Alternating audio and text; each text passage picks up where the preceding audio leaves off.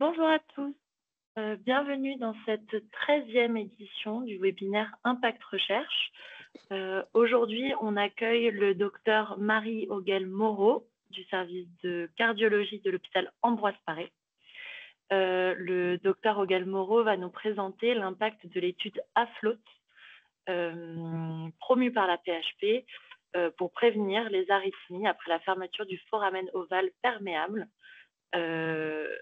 Merci beaucoup, docteur Auguel Moreau, pour votre participation. Je rappelle à tous les participants que vous aurez l'opportunité de poser des questions.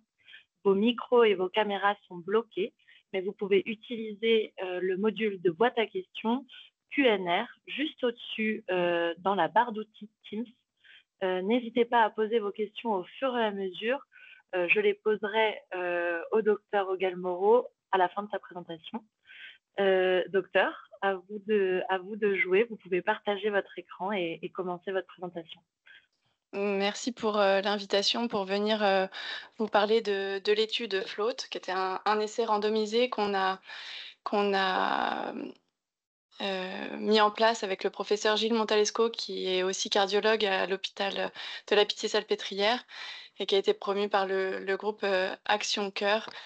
Je vais revenir sur ces éléments. On s'est intéressé à la complication principale qui fait suite à la fermeture percutanée du foramen ovale perméable, qui est l'arythmie atriale, et je vais vous expliquer de quoi il s'agit.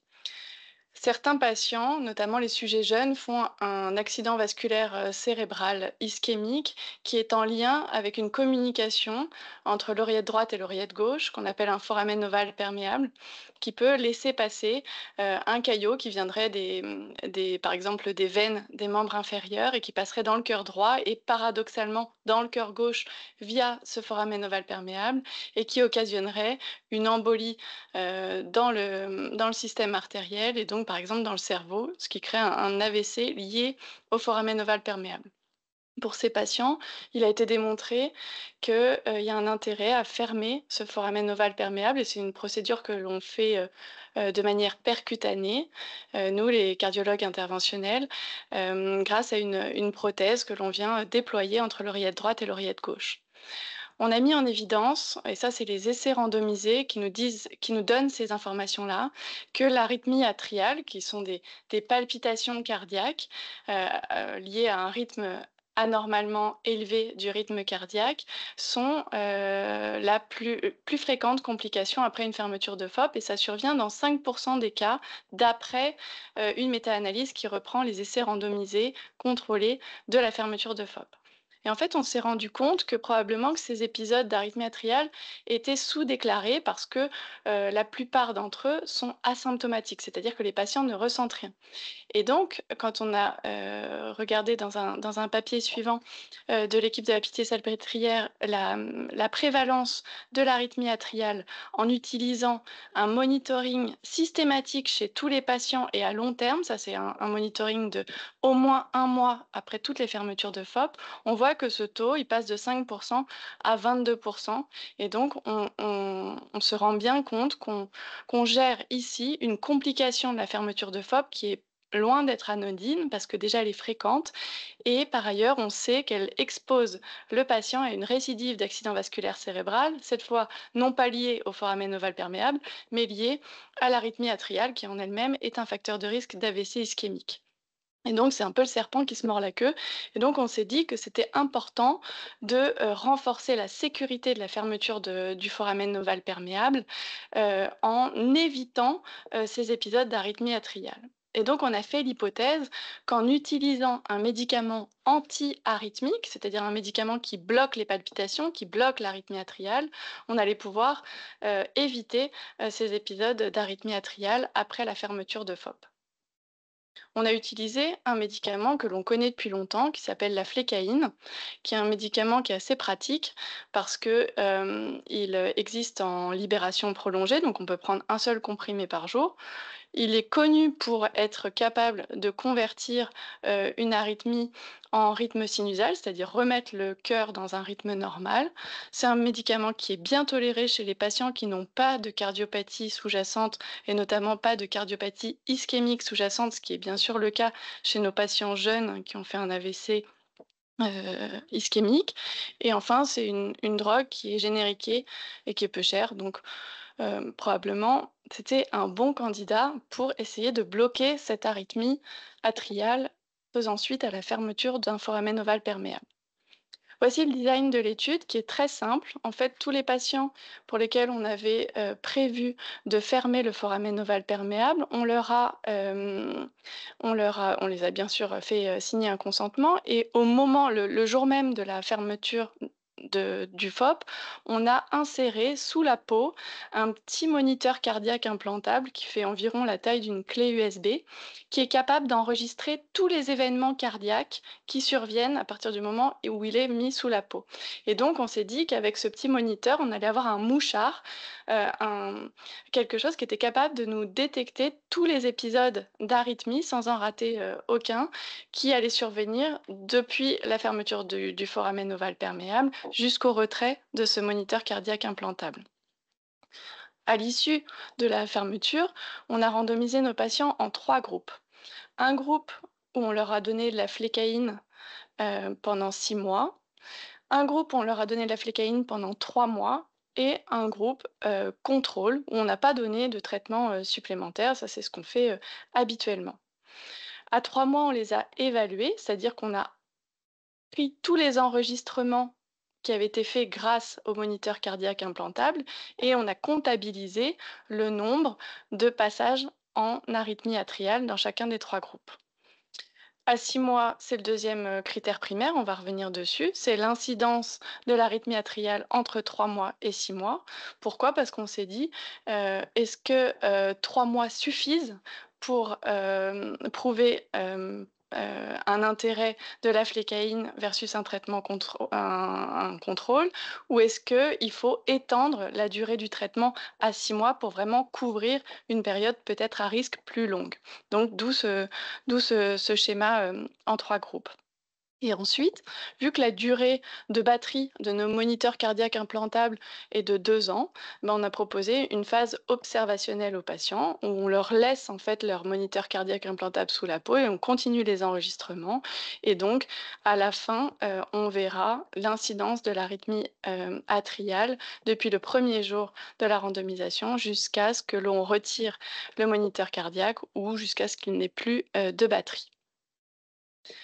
Donc notre objectif primaire, c'était de voir si la flécaïne était capable de prévenir l'arythmie atriale pendant les 3 premiers mois après la fermeture du foramen ovale perméable. Et donc notre critère primaire, c'était le pourcentage de patients qui faisaient au moins un épisode d'arythmie atriale de plus de 30 secondes, ça c'est les recommandations qui nous donnent ça, symptomatique ou asymptomatique pendant les 3 premiers mois. L'objectif secondaire, comme je vous l'ai dit, c'était de voir si 6 mois de flécaïne étaient plus efficaces que 3 mois de traitement. Et donc, on a pris comme critère, comme premier critère secondaire, le pourcentage de patients qui faisaient au moins un épisode d'arythmie atriale de plus de 30 secondes pendant la période entre les 3 mois et les 6 mois. On a également regardé les épisodes plus longs, c'est-à-dire les épisodes d'arythmie atriale qui faisaient plus de 6 minutes. Et on a regardé les consultations et les hospitalisations pour motifs cardiovasculaires non prévus dans la période des 3 premiers mois et dans la période des 3 à 6 mois. Et bien sûr, on a enregistré tous les événements cliniques.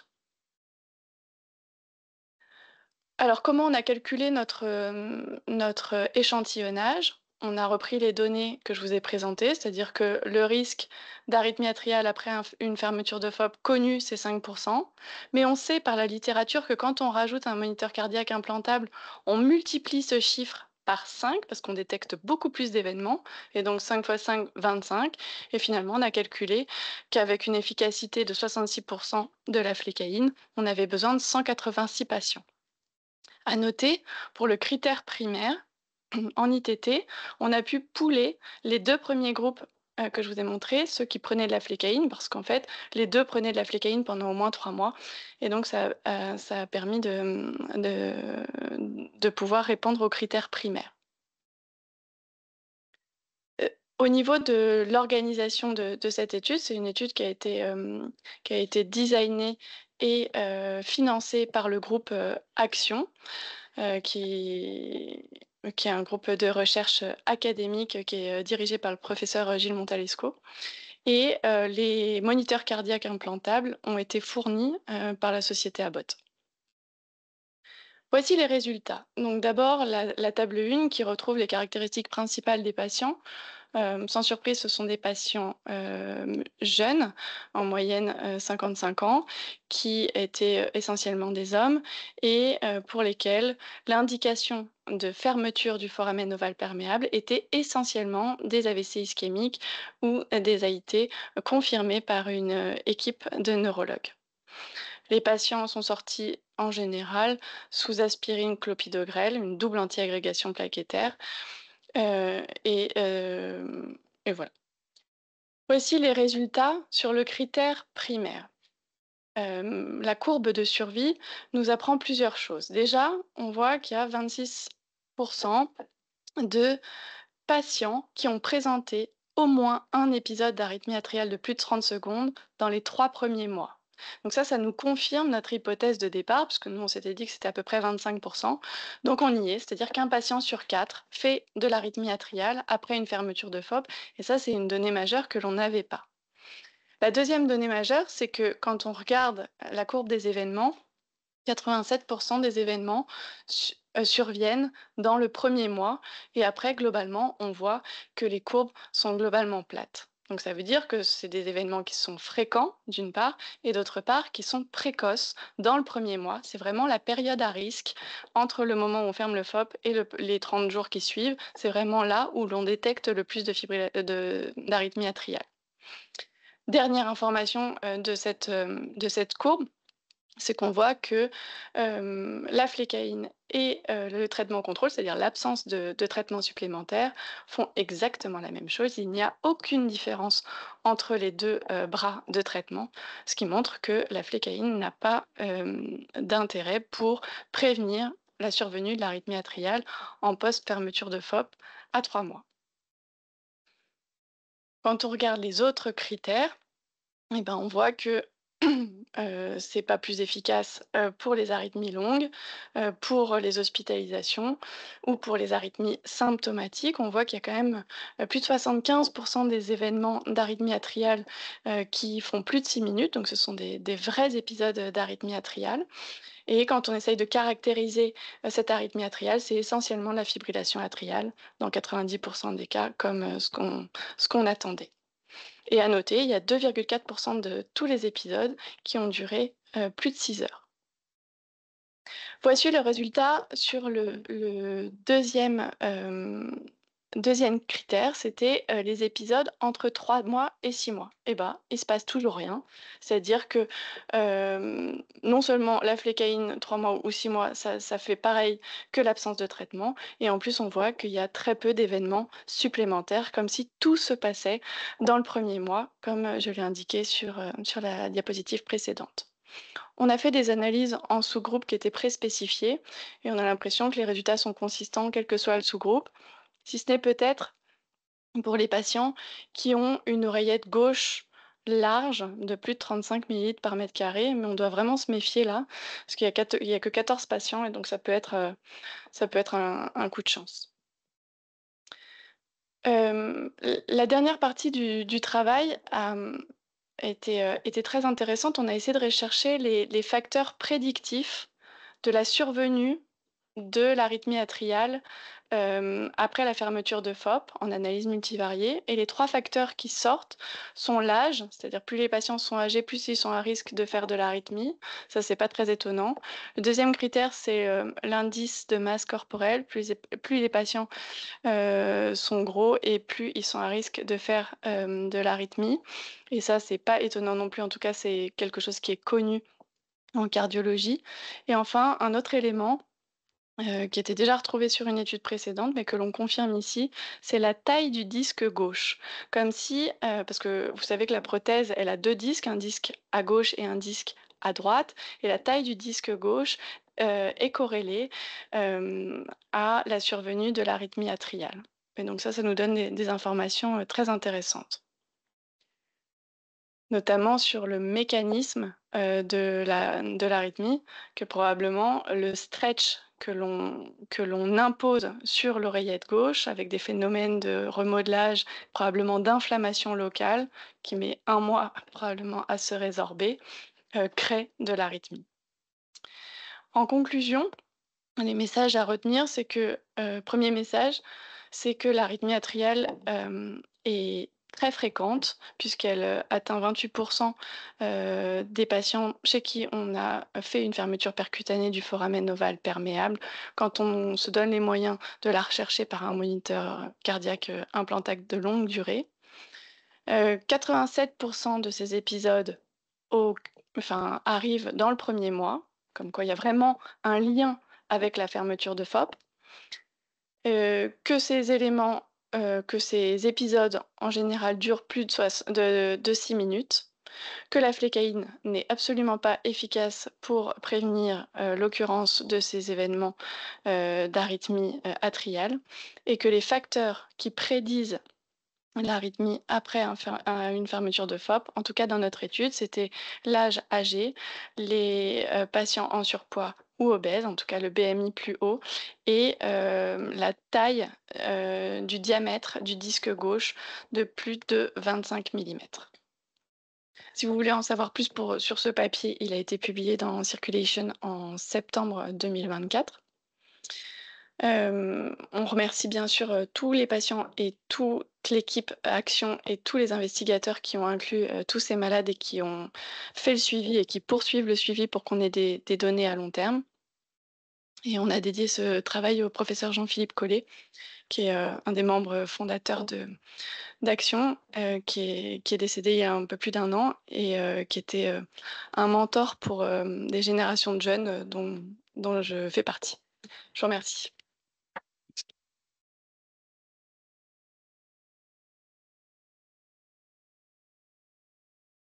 Si vous avez des questions, je suis bien sûr, disposée, à y répondre. Merci beaucoup, docteur, pour cette présentation. C'était extrêmement clair, c'était extrêmement précis aussi. Pour l'instant, il me semble qu'on n'a pas reçu de questions. De mon côté, j'en ai quelques-unes suite à votre présentation. Est-ce que ce moniteur cardiaque implantable, il est utilisé pour mesurer les arythmies dans le cadre d'autres essais cliniques ou aussi en suivi des patients en vie quotidienne, ou il est vraiment spécifique à Float et il a été développé, testé en DM spécifiquement pour ça? Non, non, c'est une très bonne question. En fait, ce moniteur cardiaque implantable, il a de plus en plus d'indications avec, les collègues, de rythmologie qui participent bien sûr à l'implantation.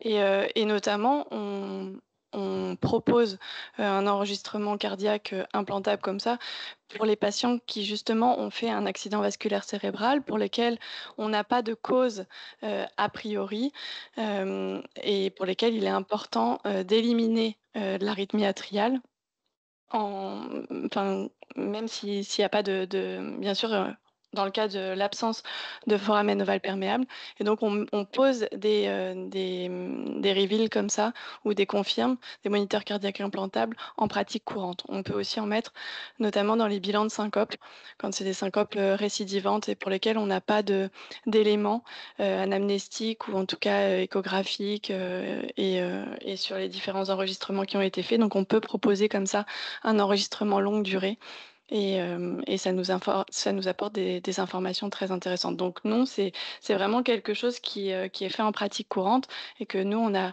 utilisé pour, vraiment avoir, un monitoring très précis de notre critère primaire et de notre critère secondaire. D'accord, je comprends, mais c'est vrai qu'étant donné le design de l'étude, on peut imaginer qu'avoir un suivi précis de l'arythmie est assez essentiel. Est-ce que du coup, compte tenu des conclusions que vous en tirez, vous prévoyez de tester d'autres molécules pour essayer justement de limiter ces arythmies? Ouais, c'est une très bonne question. Mais comme on l'a dit, enfin, on n'a pas compris encore, Mmh. vraiment bien la physiopathologie de la survenue de l'arythmie atriale, après la fermeture de FOP, parce que ce que je vous ai, dit de probablement le stretching de l'oreillette gauche avec, des phénomènes inflammatoires, finalement, ce ne sont que des hypothèses. Le fait que la flécaïne ne marche pas, probablement ça écarte des hypothèses qu'on avait a priori. Donc est-ce que, tester d'autres molécules, ça serait peut-être intéressant? Ce sur quoi on travaille, c'est d'essayer de créer des scores pour essayer d'identifier justement, les patients qui sont plus à risque de faire de l'arythmie pour, ces patients-là, bien, peut-être mieux les monitorer, peut-être éventuellement leur mettre un moniteur cardiaque implantable et être très vigilant à la survenue de l'arythmie atriale. Et puis peut-être qu'il faut aussi travailler sur les devices en eux-mêmes, les devices de fermeture de FOP. Est-ce qu'il faut essayer de réduire la taille, du disque gauche ou de travailler sur le design? Enfin, tout ça, c'est des pistes, qui sont, très intéressantes. Entendu. On espère que vous allez, pouvoir trouver des solutions. J'ai l'impression que le champ des possibles est assez large. J'avais une question aussi un peu plus large, sur un design comme ça qui implique à la fois un DM et une molécule. Est-ce que vous avez rencontré des défis dans la mise en place de l'étude? Et est-ce que vous avez, réussi à les surmonter? Comment et cetera? Est-ce que vous avez un retour d'expérience à nous faire, de ce côté-là? Ouais, ça, c'est une très, très bonne question. Quand on avait designé Float, initialement, Mmh. 2018, on avait fait, un essai, contrôlé, double aveugle. Donc avec, la création de placebos, par la GEPS et en fait le budget ne rentrait pas dans nos finances et donc on a revu le design en faisant un essai ouvert, mais avec une adjudication par un comité, de tous les événements et puis avec des critères, justement, facilement adjudicables dans la mesure enfin facilement, c'est pas facilement, mais en tout cas, c'est des critères durs puisque c'est arythmie par arythmie adjudiqués par des cardiologues, rythmologues spécialisés. Donc en fait, voilà, c'était des critères, durs sur lesquels il y avait peu de place pour l'interprétation et puis bien sûr, le comité était aveugle, aveugle du traitement, aveugle du groupe de randomisation. Donc voilà, c'est ce qu'on a utilisé pour, contourner, le problème de budget initial. D'accord, j'imagine que ça peut peut-être, donner quelques indications à d'autres chercheurs qui nous écouteraient. On a une, question de Lamia, Grimaldi qui vous remercie puisque votre présentation était très claire. Elle imagine que le risque craint, c'est un AVC sur cette période d'AA. Alors pourquoi très peu d'AOD en post-chirurgie? Ah, c'est une très, très bonne question. Alors 2 éléments de réponse. D'abord, le traitement antithrombotique post-fermeture de FOP, il n'est pas encore bien codifié. Il n'y a pas d'essai, randomisé, qui nous dit, ce qu'il faut faire, en tout cas en termes de traitement antithrombotique. Donc ça, c'est le premier élément de réponse et donc, bah, finalement, là, on applique des position papers de la Société européenne qui nous disent, bah, double antiagrégation plaquettaire pendant 3 mois, puis, aspirine au long cours. Donc là, c'est ce qu'on fait, actuellement. Néanmoins, dans l'étude de Float, on a laissé à la discrétion des médecins qui prenaient en charge, les patients inclus, le soin du traitement antithrombotique et notamment on a remarqué que, chez les patients qui passaient en arythmie atriale, pendant l'étude, il y avait 80 quasiment d'entre eux qui étaient switchés, du traitement anti-agrégant plaquettaire vers un traitement anticoagulant oral direct. Donc exactement ce que Lamia vient de demander et donc on voit bien que ça a un impact sur la prise en charge des malades. C'est-à-dire qu'on a changé ça. Mais c'est une vraie bonne question, pourquoi ne pas mettre, un AOD en post-fermeture de FOP quand on considère qu'il y a 28 des malades qui vont faire de l'arythmie atriale et ça fait partie des choses, sur lesquelles il va falloir chercher. Merci beaucoup. Il semble que aucune question ne vienne. On dirait que votre présentation a été très claire. Je vous remercie. J'indique à tout le monde que tous les épisodes des webinaires Impact Recherche sont disponibles en replay sur la chaîne YouTube de l'APHP. Pour les retrouver, rien de plus simple. Rendez-vous sur YouTube, tapez APHP et recherchez les vidéos Impact Recherche. On a fait une vingtaine d'épisodes. Et les études sont toutes plus intéressantes les unes que les autres. Donc, je vous invite à les consulter. Et moi, je vous dis à très bientôt en avril pour la 14e édition du webinaire Impact Recherche. Merci beaucoup, docteur. Merci à vous et bonne journée à tout le monde.